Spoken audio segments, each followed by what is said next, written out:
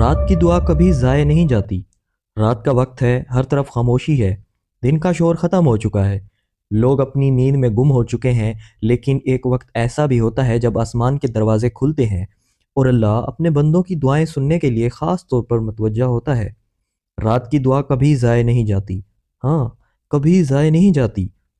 कभी आपने महसूस किया है दिन भर आप मजबूत रहते हैं, लोगों के सामने मुस्कुराते हैं, लेकिन रात को जब तन्हाई मिलती है तो दिल के जख्म बोलने लगते हैं।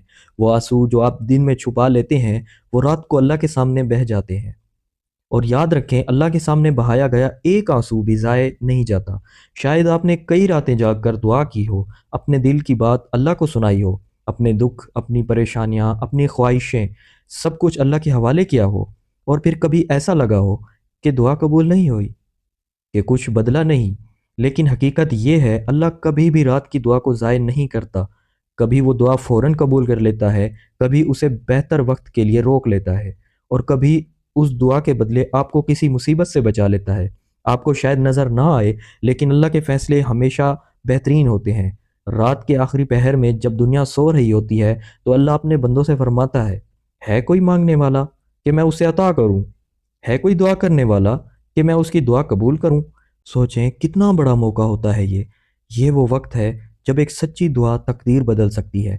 अगर आपका दिल टूटा हुआ है, अगर आप किसी मुश्किल में हैं, अगर आपको लगता है कि कोई आपको नहीं समझता, तो रात के वक्त अल्लाह के सामने बैठ जाएं।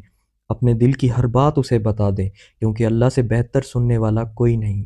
कभी कभी हम इंसानों से उम्मीद लगाते हैं, लेकिन इंसान महदूद होते हैं, वो सब कुछ नहीं कर सकते। लेकिन अल्लाह, वो सब कुछ कर सकता है।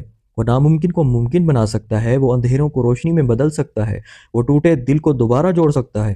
रात की खामोशी में की गई दुआ दिल की गहराई से निकलती है, और जब दुआ दिल से निकलती है तो वो सीधी अल्लाह तक पहुंचती है। अगर आपने आज तक हार नहीं मानी, अगर आप अब भी दुआ कर रहे हैं, तो यकीन रखें आपकी दुआ रास्ते में है। शायद अल्लाह आपके लिए कुछ ऐसा तैयार कर रहा हो जो आपकी सोच से भी ज़्यादा खूबसूरत हो।